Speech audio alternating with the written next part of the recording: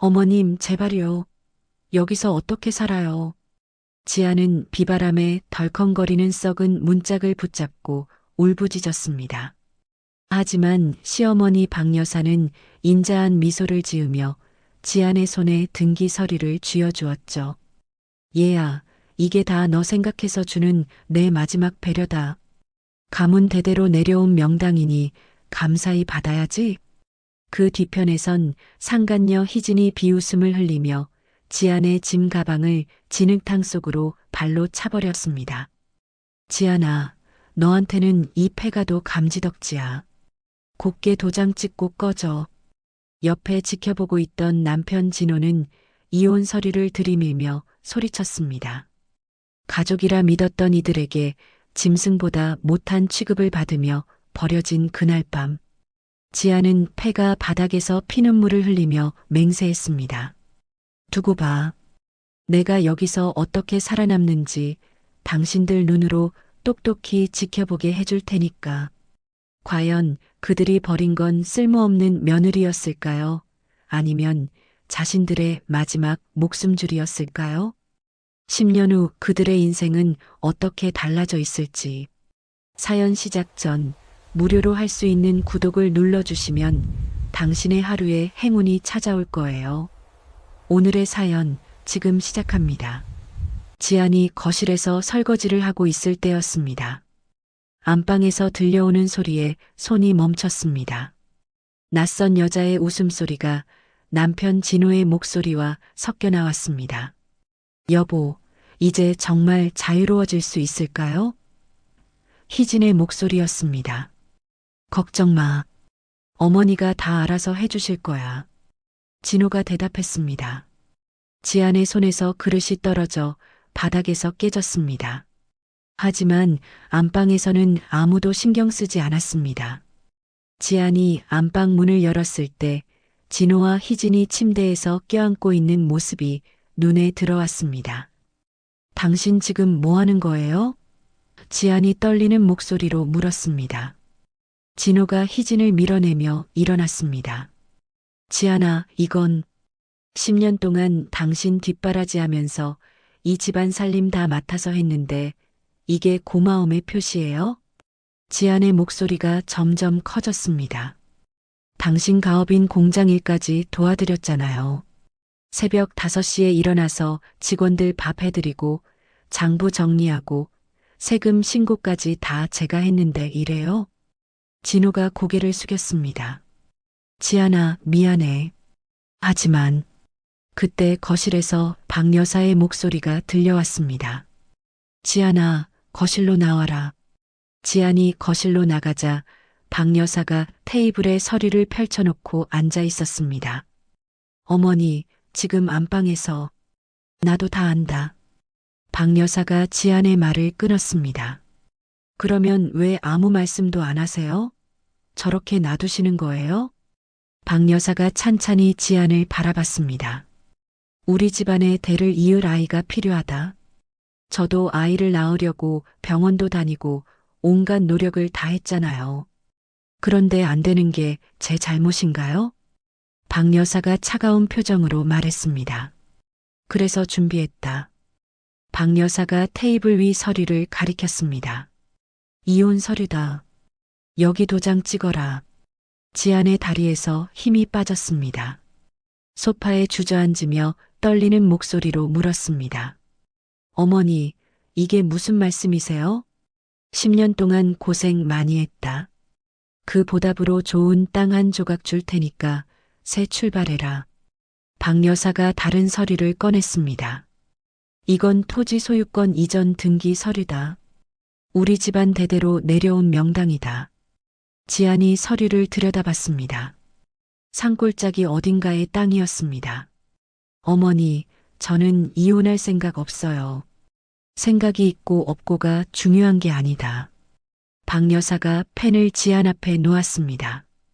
이미 다 정해진 일이다. 순순히 받아들여라. 그때 진호가 희진과 함께 거실로 나왔습니다. 희진이 박 여사 옆에 앉으며 말했습니다. 어머니, 앞으로 잘 모셔드릴게요. 지안이 진호를 바라봤습니다. 당신도 이 모든 걸 알고 있었던 거죠? 진호가 고개를 숙였습니다. 미안해. 하지만 어머니 뜻을 거역할 수는 없어. 10년 동안 새벽 5시에 일어나서 당신 밥 해드리고 공장 직원들 관리하고 어머니 시중도 들고 집안 대소사까지 다 맡아서 했는데 이게 보답이에요?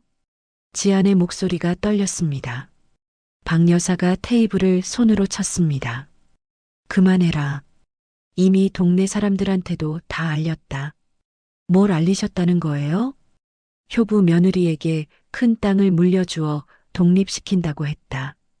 박 여사가 일어서며 말했습니다. 지금 동네 사람들이 다 모이고 있다. 나가서 인사나 하고 짐 챙겨라. 지안이 창밖을 보니 정말로 동네 사람들이 마당에 모여 있었습니다. 박 여사가 현관문을 열고 나가며 큰 소리로 말했습니다. 우리 며느리가 워낙 효성이 지극해서 큰 땅 한 조각 떼어주기로 했습니다. 이제 독립해서 새로운 삶을 살라고 말입니다. 동네 사람들이 박수를 쳤습니다.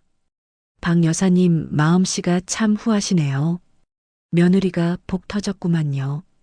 요즘 같은 세상에 시어머니가 땅까지 떼어주다니. 지안이 마당으로 나가자 박 여사가 지안의 어깨에 손을 올렸습니다. 이제 독립해서 잘 살아라. 어머니가 좋은 명당 골라서 준 거니까 고맙게 생각해라. 동네 사람들 앞에서 지안은 아무 말도 할 수 없었습니다. 억지로 미소를 지으며 고개를 숙였습니다. 감사합니다. 1시간 후 지안은 가방 하나만 들고 박 여사가 알려준 산골짜기로 향했습니다. 토지 등기 서류를 손에 쥐고 걸어가는 지안의 발걸음이 무거웠습니다. 버스에서 내려 한참을 걸었습니다. 산등성이 끝자락에 도착하자 지붕이 반쯤 무너진 폐가가 보였습니다. 문을 열고 들어가니 썩은 냄새가 코를 찔렀습니다. 바닥에는 쥐똥이 널려 있었고 곳곳에 거미줄이 쳐져 있었습니다. 이게 명당이라는 곳이구나. 지안이 혼잣말을 했습니다. 토지 등기 서류를 다시 봤습니다. 개발 제한 구역이라고 적혀 있었습니다. 그때 밖에서 빗소리가 들리기 시작했습니다. 곧 억수 같은 폭우가 쏟아졌습니다. 지붕 구멍으로 빗물이 줄줄 새어 들어왔습니다. 지안이 방 안에서 빗물을 피하려고 이리저리 움직였습니다. 그런데 외양간 쪽에서 신음소리가 들렸습니다. 누구세요? 지안이 외양간으로 가보니 한 노인이 쓰러져 있었습니다. 옷이 젖어서 파르르 떨고 있었습니다. 할아버지, 괜찮으세요? 노인이 희미하게 눈을 떴습니다. 물 좀. 지안이 노인을 방으로 옮겨 빗물을 받아대었습니다. 젖은 옷을 갈아입히고 담요로 덮어주었습니다. 밤새 노인을 간호했습니다. 다음 날 아침 노인이 정신을 차렸습니다. 고맙소, 아가씨. 덕분에 살았소. 괜찮으세요? 병원에 가셔야 할 것 같은데요. 노인이 고개를 저었습니다. 내가 권성철이라고 하오. 지안이라고 합니다. 권 노인이 지안을 자세히 바라봤습니다. 이런 곳에 젊은 아가씨가 웬일이요? 지안이 어제 있었던 일을 차근차근 설명했습니다. 10년 동안 시댁 살림을 도맡았던 일부터 진호의 외도, 박 여사의 이혼 강요까지 모든 것을 털어놨습니다. 권 노인이 토지 등기 서류를 보더니 깜짝 놀랐습니다. 이 땅을 받았다고? 네, 그런데 뭔가 이상해요. 명당이라고 하는데 이렇게 버려진 곳이고 개발 제한 구역이라고 써 있어요. 권 노인이 서류를 다시 자세히 봤습니다. 아가씨, 이 땅이 얼마나 소중한 곳인지 아시오? 잘 모르겠어요. 세금만 나가는 골칫거리 땅 같은데요. 권 노인의 눈이 반짝였습니다. 10년 후에 이곳으로 국가철도망이 지날 예정이요. 그뿐만 아니라 신도시 개발의 핵심 요지가 될 곳이요. 지안의 눈이 커졌습니다. 그게 무슨 말씀이세요? 내가 예전에 부동산 설계 일을 했소. 이 땅은 10년 후 금덩어리가 될 곳이오. 지안이 권 노인의 말을 듣고 며칠 동안 생각했습니다. 폐가에서 하루하루를 버텨내는 것만으로도 힘들었지만 노인의 말이 계속 머릿속에 맴돌았습니다. 할아버지, 정말로 이 땅이 그렇게 중요한 곳이에요? 지안이 물었습니다.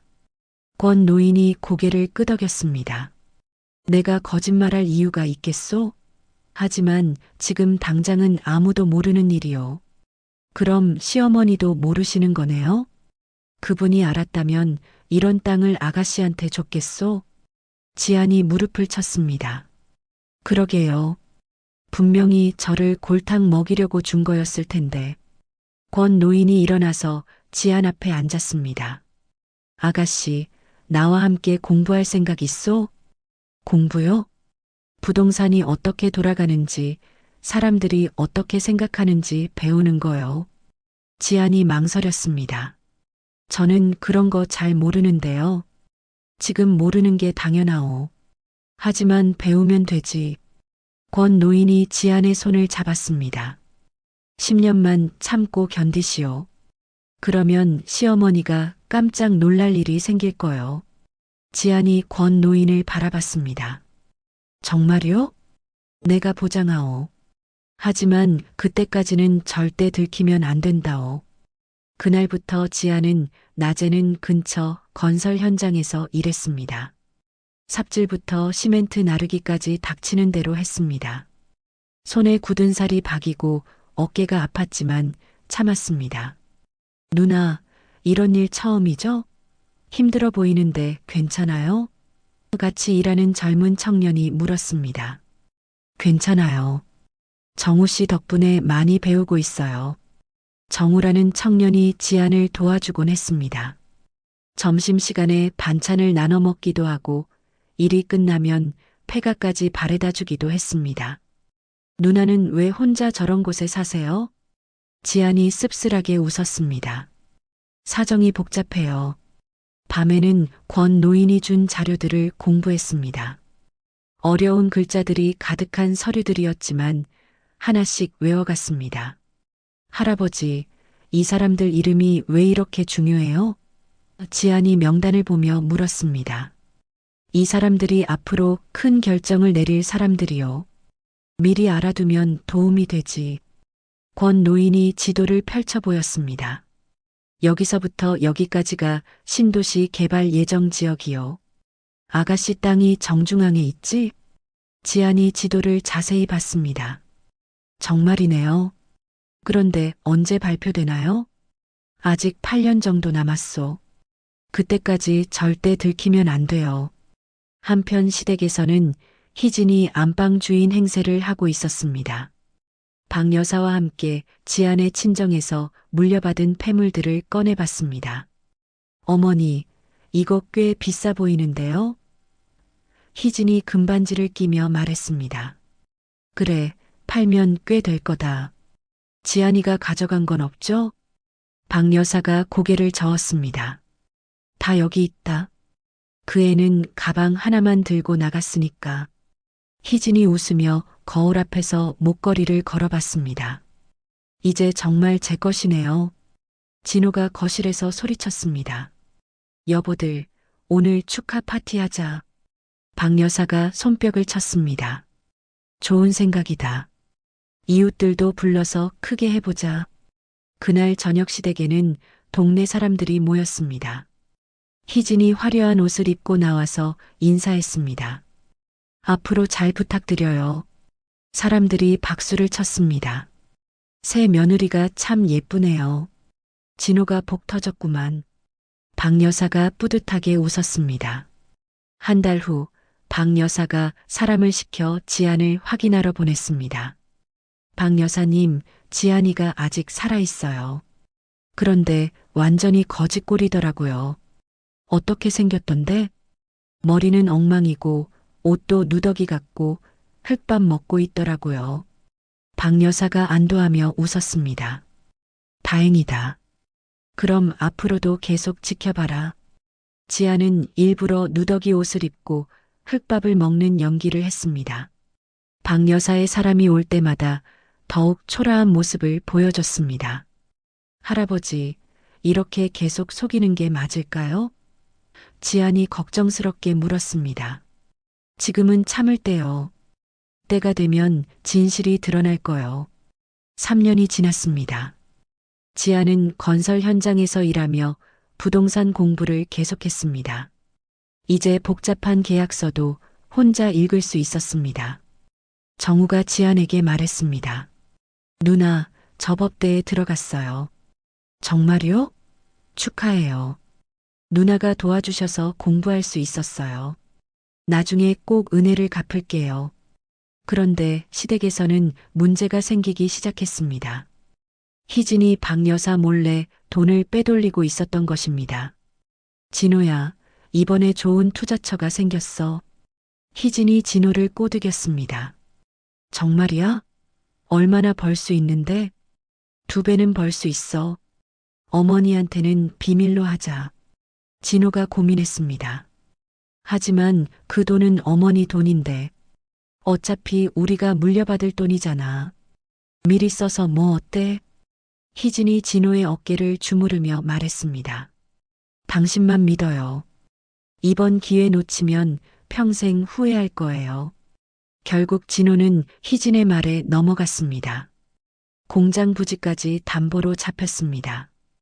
5년이 지나자 권 노인이 지안에게 말했습니다. 이제 시작해 볼까요? 뭘 시작한다는 거예요? 내 아들을 만날 때가 됐소. 지안이 놀랐습니다. 할아버지한테 아들이 있으세요? 권영준이라고 건설회사를 하오. 혹시 그 유명한 권영준 회장님이요? 권 노인이 고개를 끄덕였습니다. 그 사람이 내 아들이요. 아가씨가 나를 살려줬다는 걸 알리면 큰 도움을 줄 거요. 일주일 후 권영준 회장이 폐가를 찾아왔습니다. 검은 양복을 입은 중년 남자가 지안 앞에서 고개를 숙였습니다. 아버지를 돌봐주셔서 고맙습니다. 지안이 당황했습니다. 아, 아니에요. 할아버지가 저를 많이 도와주셨는걸요. 권영준이 지안을 자세히 봤습니다. 앞으로 큰일을 함께 할 준비가 되셨나요? 큰일이요? 권 노인이 나서서 말했습니다. 이 아가씨가 우리와 함께 신도시 개발 일을 할 거요. 지안의 가슴이 두근거렸습니다. 드디어 복수가 시작되는 것 같았습니다.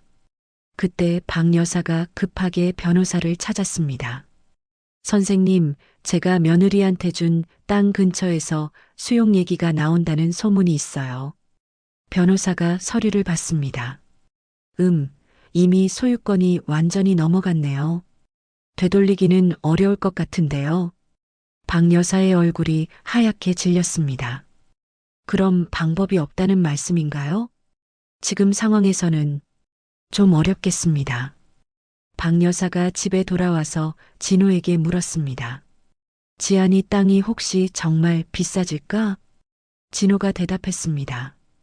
설마요. 그런 산골짜기가 뭐가 되겠어요. 하지만 박 여사의 불안감은 점점 커져만 갔습니다. 3년이 더 지나고 드디어 신도시 개발 발표가 났습니다. 뉴스에서 앵커가 말했습니다. 정부에서 발표한 신도시 개발 지역에 철도망이 지날 예정입니다.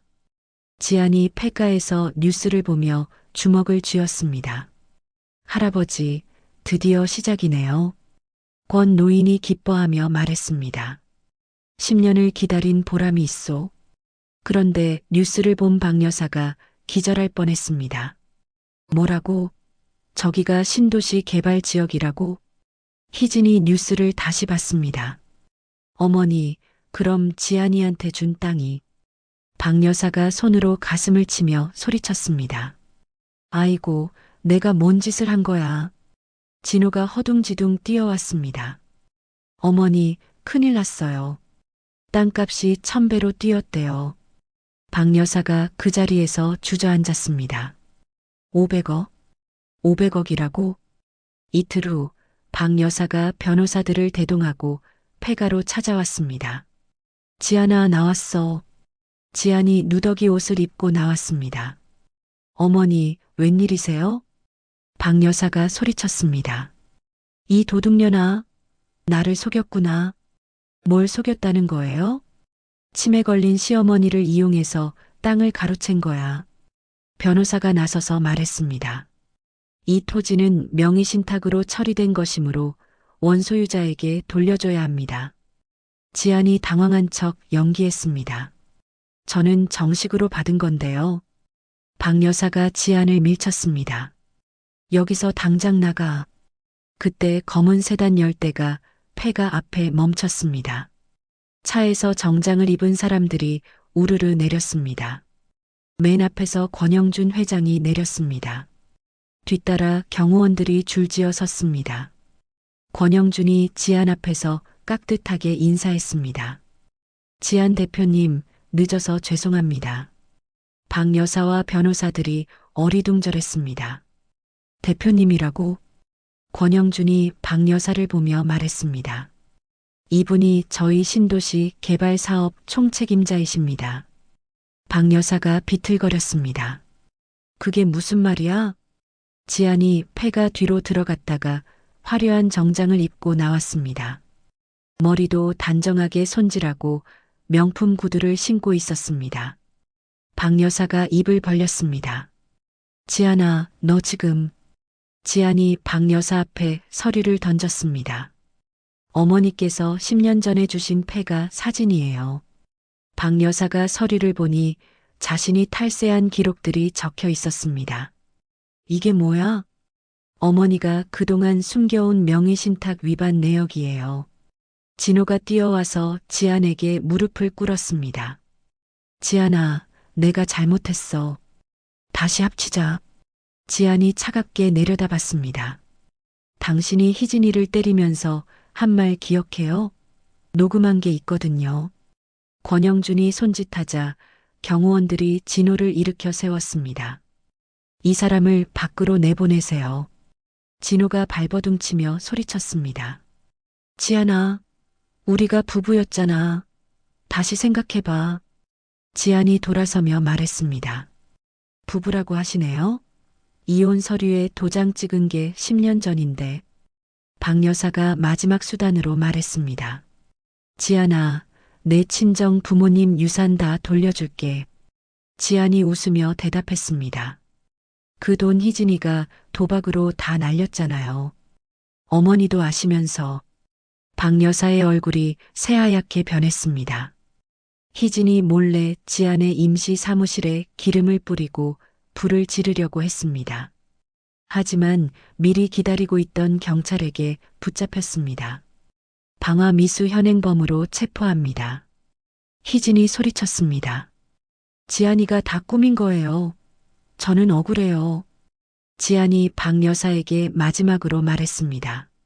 아, 그리고 어머니가 그렇게 소중히 여기시는 조상님 묘가 있는 선산이요. 박 여사가 깜짝 놀랐습니다.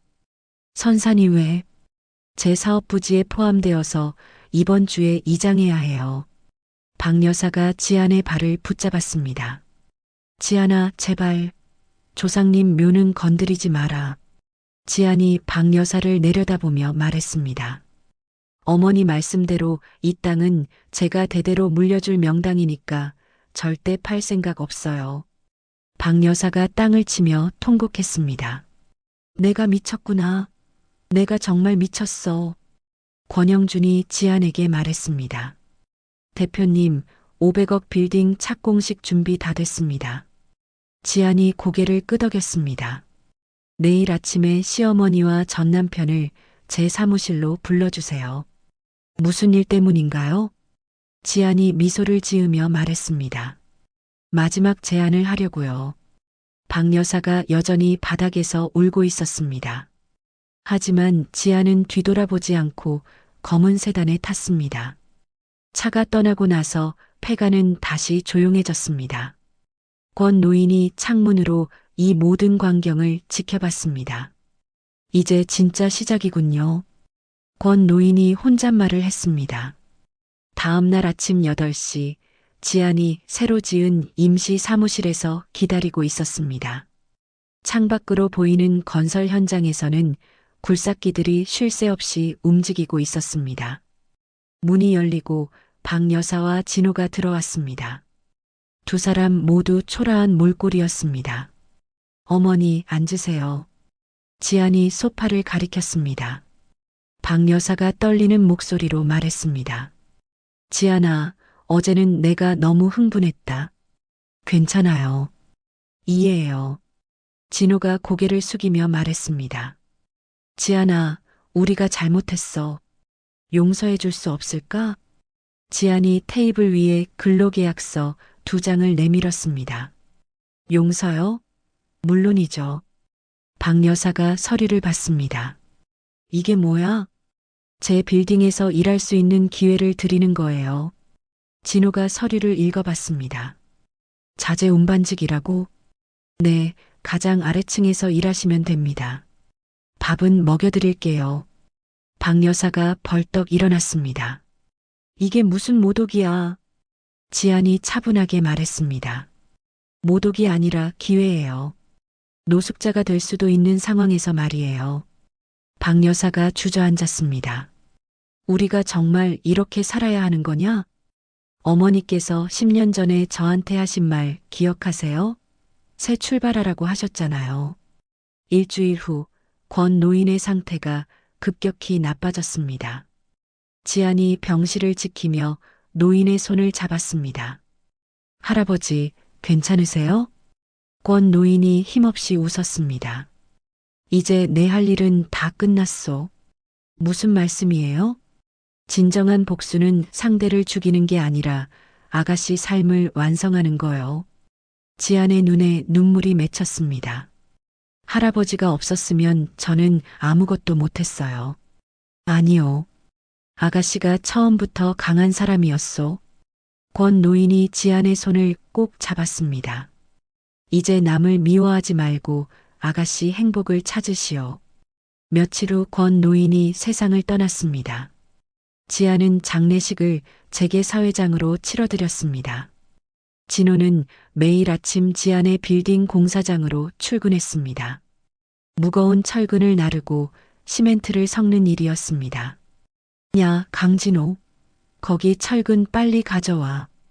현장 반장이 소리쳤습니다. 진호가 헐떡이며 철근을 옮겼습니다.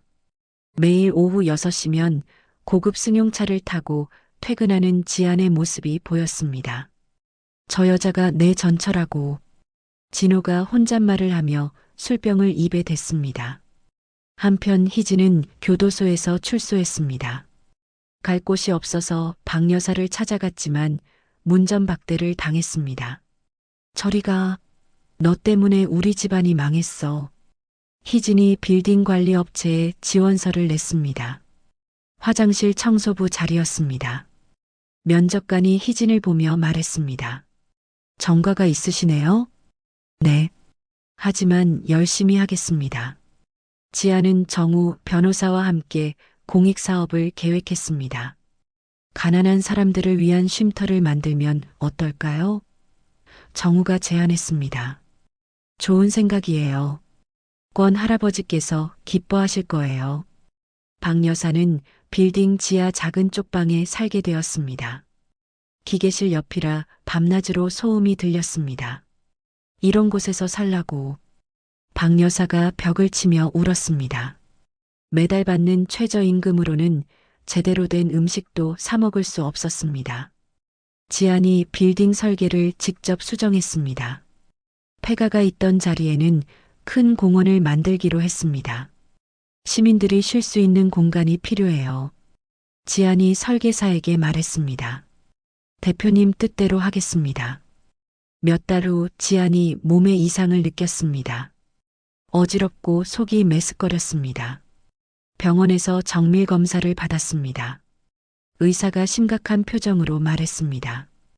혈액에서 독성 성분이 발견됩니다. 독성이요? 오래전부터 조금씩 몸에 쌓인 것 같네요. 지안이 깨달았습니다. 시어머니가 준 한약. 정우가 지안 곁에 있으며 말했습니다. 이제 확실한 증거가 생겼네요. 지안이 결심을 굳혔습니다.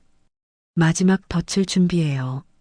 박 여사가 지하 쪽방에서 라면을 끓여 먹고 있을 때였습니다. 노크 소리가 들렸습니다. 박 여사님, 택배 왔어요. 박 여사가 문을 열자 경찰이 서 있었습니다. 박정숙 씨죠?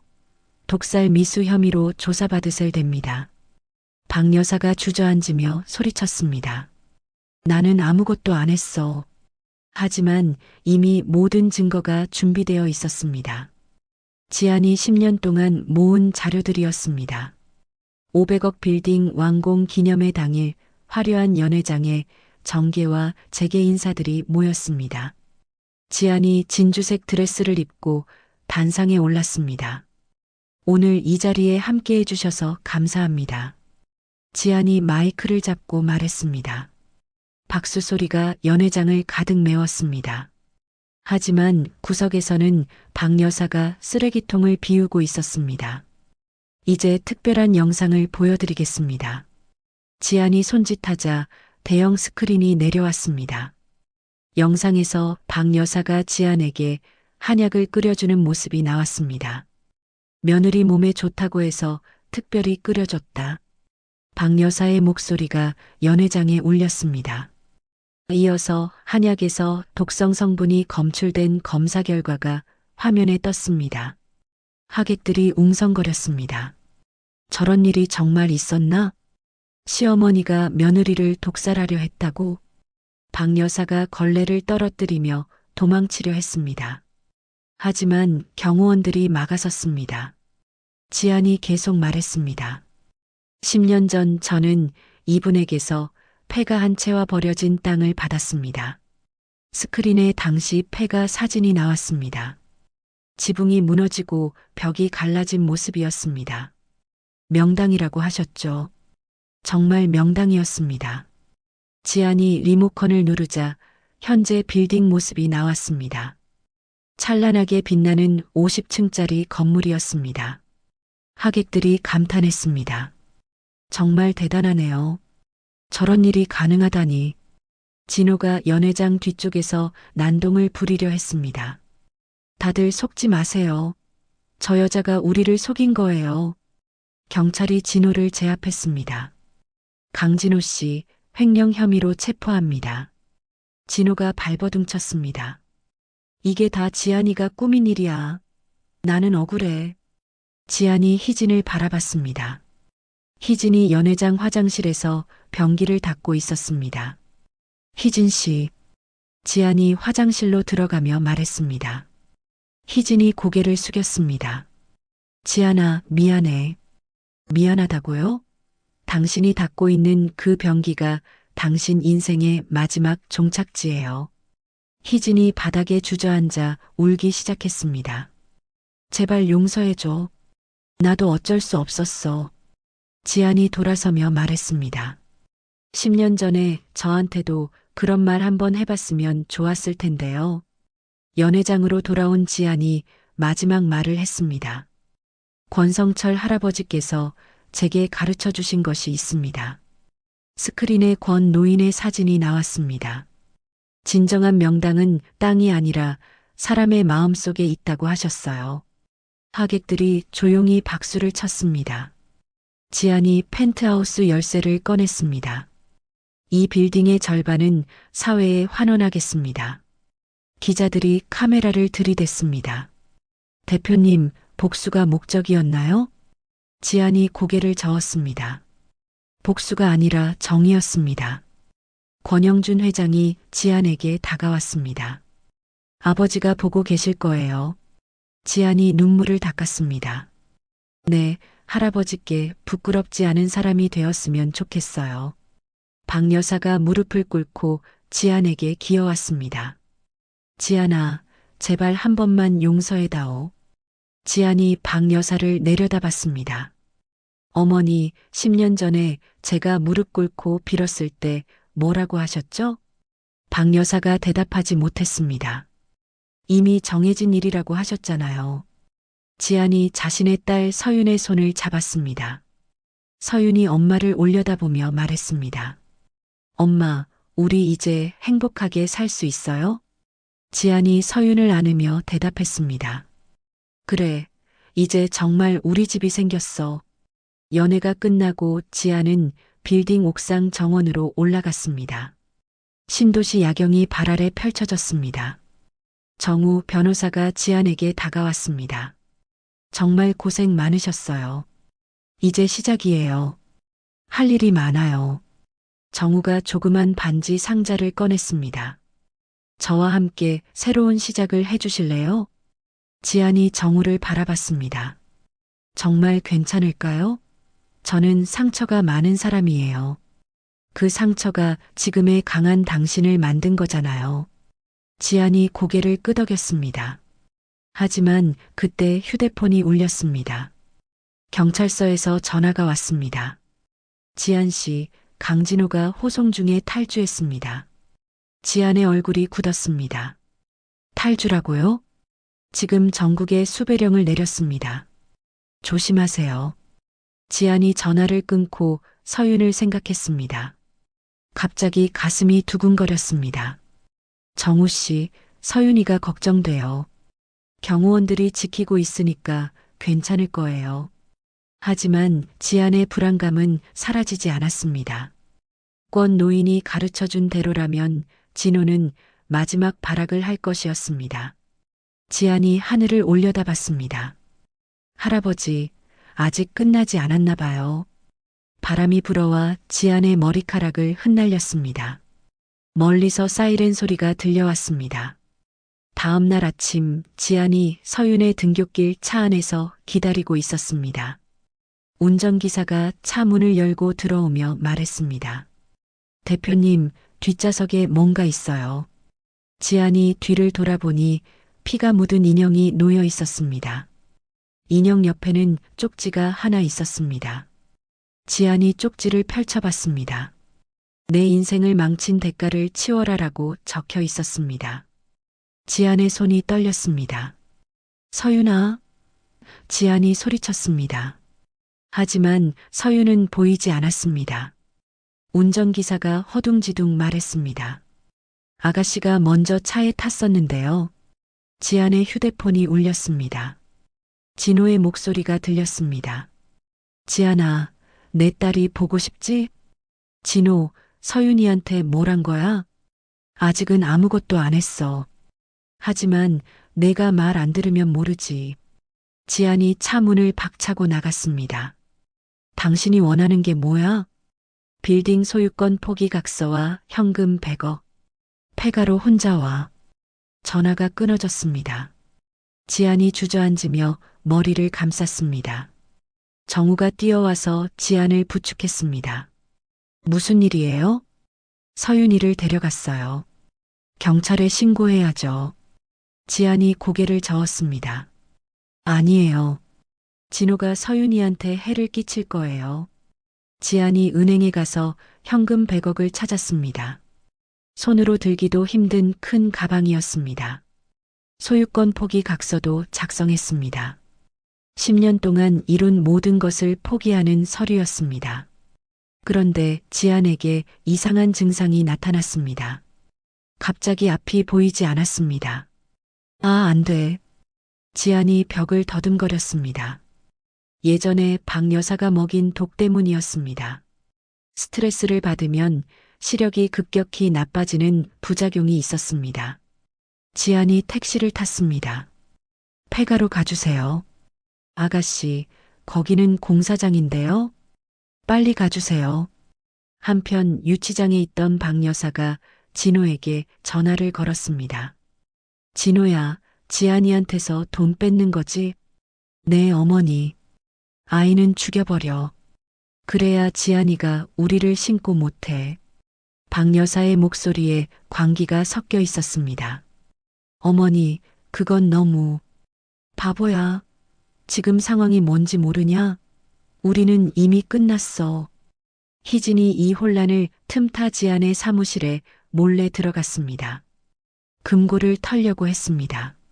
하지만 정우 변호사가 들어와서 희진을 발견했습니다. 뭐 하는 거예요? 희진이 드라이버로 정우를 찌르려 했습니다. 둘이 격렬하게 몸싸움을 벌였습니다.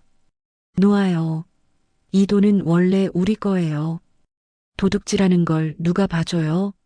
지안이 폐가에 도착했을 때는 이미 해가 지고 있었습니다. 흐릿한 시야로 폐가 털을 더듬거렸습니다. 10년 전권 노인과 함께 살던 기억을 떠올렸습니다. 어둠 속에서도 지영을 기억해냈습니다. 서윤아, 엄마야. 지안이 소리쳤습니다. 지하 저장고에서 서윤의 울음소리가 들렸습니다. 엄마, 여기 있어요. 지안이 가방을 끌고 지하로 내려갔습니다. 진호가 서윤 옆에서 기름통을 들고 있었습니다. 돈 가져왔지?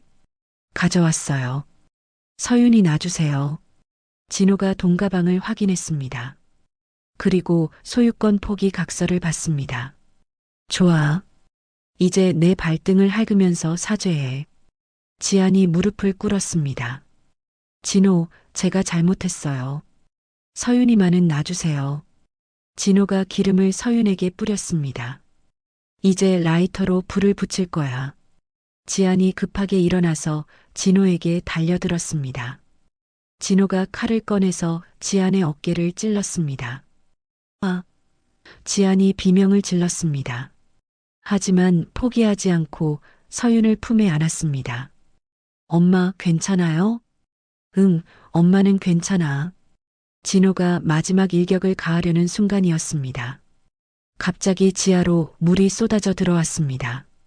지안이 미리 설치해둔 비상살수 장치가 작동한 것입니다. 진호가 물에 휩쓸려 넘어졌습니다. 이게 뭐야? 지안이 서윤을 안고 밖으로 나갔습니다. 경찰들이 이미 폐가를 포위하고 있었습니다. 정우가 뛰어와서 지안을 안았습니다. 괜찮아요? 서윤이는 무사해요. 진호가 물에 젖어서 끌려 나왔습니다. 지안아, 이게 끝이 아니야. 지안이 진호를 보며 말했습니다. 당신은 단 한 번도 이 땅의 주인이 될 자격이 없었어요. 구급차가 와서 지안의 상처를 치료했습니다. 다행히 깊지 않은 상처였습니다. 서윤이 지안의 손을 꼭 잡았습니다. 엄마, 무서웠어요. 이제 괜찮아. 엄마가 지켜줄게. 권 노인이 예전에 말한 것이 생각났습니다. 마지막 고비가 가장 어렵다고 했었습니다. 지안이 하늘을 올려다봤습니다. 할아버지, 이제 정말 끝날 것 같아요. 일주일 후 지안이 병원에서 퇴원했습니다. 정우가 휠체어를 밀어주며 말했습니다. 의사 선생님이 뭐라고 하셨어요? 독소가 거의 다 빠졌대요. 수술이 성공적이었다고 해요. 지안의 시력도 많이 회복되었습니다. 권 노인이 예전에 소개해준 해외 의료진 덕분이었습니다. 할아버지가 미리 다 준비해 두셨던 거네요. 지안이 감사하다는 듯이 말했습니다. 경찰서에서 연락이 왔습니다. 진호와 박 여사의 재판 결과가 나온 것입니다. 살인미수와 조직범죄로 무기징역이 확정됐습니다. 담당 검사가 말했습니다. 지안이 고개를 끄덕였습니다. 박 여사와 진호의 통화 녹음이 결정적 증거였어요. 정우가 서류를 정리하며 말했습니다. 이제 박 여사의 숨겨둔 계좌도 모두 찾아냈습니다. 해외 은닉 자산까지요? 네, 전부 국고로 환수 처리됩니다. 희진은 금고, 절도 미수와 사기 혐의로 10년형을 받았습니다. 교도소에서도 지안이 보낸 비톡 촉장에 시달렸습니다. 평생 갚아도 모자랄 거예요. 정우가 차갑게 말했습니다. 한 달 후 지안의 회사 주가가 크게 올랐습니다. 위기 상황에서 보여준 지안의 경영 능력 때문이었습니다. 800억까지 늘어났습니다. 회계팀장이 보고했습니다. 지안이 웃으며 대답했습니다. 숫자는 중요하지 않아요. 이제 더 많은 일을 할 수 있다는 게 중요하죠. 폐가가 있던 지하 저장고는 완전히 봉인됐습니다. 그 위에는 서윤과 지역 어린이들을 위한 도서관이 세워졌습니다. 개관식 날 서윤이 지안의 손을 잡고 말했습니다. 엄마, 여기서 무서웠던 기억이 다 사라질 것 같아요. 그래, 이제 좋은 추억만 만들자. 지안이 서윤의 머리를 쓰다듬었습니다. 정우가 지안에게 소중한 말을 꺼냈습니다. 지안 씨, 저와 함께 새로운 가정을 꾸려주실래요? 지안이 정우를 바라봤습니다. 정말 괜찮을까요? 제 곁에 있으면 힘들 텐데요. 힘든 시간을 함께 이겨낸 우리잖아요. 지안이 정우의 손을 잡았습니다. 고마워요. 정말 고마워요. 교도소에서는 박 여사가 지안이 보내준 식단을 받고 있었습니다. 10년 전 지안이 폐가에서 먹었던 것과 똑같은 음식들이었습니다. 이런 걸 먹으라고? 박 여사가 소리쳤습니다. 교도관이 차갑게 말했습니다. 싫으면 굶으세요. 박 여사는 어쩔 수 없이 차가운 밥을 먹었습니다. 매 끼니마다 자신이 저질렀던 죄가 떠올랐습니다. 진호도 같은 교도소 다른 동에서 똑같은 식사를 하고 있었습니다. 어머니, 이게 다 당신 때문이에요. 진호가 면회 때 소리쳤습니다. 뭐가 내 때문이야? 내가 무능해서 그런 거지. 박 여사가 대답했습니다. 모자가 서로를 원망하며 다투었습니다. 결국 서로에게 고소장을 내는 지경에 이르렀습니다. 지아는 권 노인의 유고를 폐가 터가 보이는 언덕에 모셨습니다. 수목장으로 안치해서 나무가 자라나게 했습니다. 할아버지, 모든 게 끝났어요. 지안이 나무 앞에서 말했습니다. 바람이 불어와 나뭇잎이 살랑거렸습니다. 마치 권 노인이 대답하는 것 같았습니다. 서윤이 지안 옆에 와서 꽃을 놓았습니다. 할아버지, 엄마 지켜줘서 고마워요. 지안의 눈에 눈물이 맺혔습니다. 하지만 이번에는 슬픔의 눈물이 아니었습니다. 이제 정말 새로운 시작이네요. 정우가 지안의 어깨에 손을 올렸습니다. 지안이 고개를 끄덕였습니다. 네, 이제 복수가 아니라 희망을 위해 살아갈게요. 세 사람이 함께 언덕에서 신도시를 내려다봤습니다. 지안의 빌딩이 햇살을 받아 반짝였습니다. 바람이 불어와 지안의 머리카락을 날렸습니다. 그 바람은 더 이상 차갑지 않았습니다. 할아버지, 이제 정말 평화로워요. 지안이 마지막으로 나무에게 말했습니다. 저 멀리서 새들이 지저귀는 소리가 들렸습니다. 봄이 오고 있었습니다. 일주일 후 지안이 빌딩 옥상 정원에서 서윤과 함께 나무를 심고 있었습니다. 작은 묘목이지만 언젠가는 큰 나무로 자랄 것이었습니다. 엄마, 이 나무가 크면 할아버지 나무처럼 될까요? 서윤이 물을 주며 물었습니다. 그럴 거야. 우리가 잘 돌봐주면 말이야. 지안이 서윤의 머리를 쓰다듬었습니다. 이제 서윤의 눈에서 두려움은 사라지고 희망만 남아 있었습니다. 한편 교도소에서는 박 여사와 진호가 여전히 서로를 원망하고 있었습니다. 내가 지안이를 잘못 건드려서 이렇게 됐어. 박 여사가 소리쳤습니다. 어머니가 처음부터 잘못 계획한 거잖아요. 진호가 대답했습니다. 교도관이 둘을 떼어놨습니다. 조용히 해요. 면회 시간 끝났어요. 두 사람은 결국 서로에게 폭행죄까지 추가로 고소했습니다. 가족이라는 이름마저 버린 추악한 최후였습니다. 지아는 빌딩 입구에 작은 비석을 세웠습니다. 폐가에서 시작된 기적이라고 새겨졌습니다. 많은 분들이 이 글을 보시겠네요. 정우가 말했습니다. 힘든 시간을 겪는 사람들에게 희망이 됐으면 좋겠어요. 지안이 비석을 어루만졌습니다. 정우가 지안의 손을 잡으며 말했습니다. 저와 결혼해 주세요. 지안이 정우를 바라봤습니다. 정말 저 같은 사람과 함께해도 괜찮을까요? 당신이 있어야 제 인생이 완성돼요. 지안이 미소를 지으며 고개를 끄덕였습니다. 네, 함께해요. 지안의 재단은 전국 각지에 버려진 땅들을 사들이기 시작했습니다. 그곳에 청년들을 위한 창업 공간을 만드는 프로젝트였습니다. 어려운 상황에 있는 사람들에게 기회를 주고 싶어요. 지안이 기자들에게 말했습니다. 특별한 이유가 있나요? 저도 한때 그런 상황이었거든요. 서윤은 학교에서 반장을 맡을 정도로 리더십 있는 아이로 자랐습니다. 엄마, 우리 반에 도움이 필요한 친구가 있어요. 서윤이 말했습니다. 그래, 어떻게 도와줄까? 엄마가 만든 장학금 알려주면 안 돼요? 지안이 서윤을 꼭 안았습니다. 우리 서윤이가 정말 착하구나. 매년 신도시 개발 기념일에는 큰 잔치가 열렸습니다. 지안이 폐가 시절 도움을 받았던 마을 주민들을 초청했습니다. 지안이가 이렇게 성공할 줄 누가 알았겠어? 할머니 하나가 말했습니다.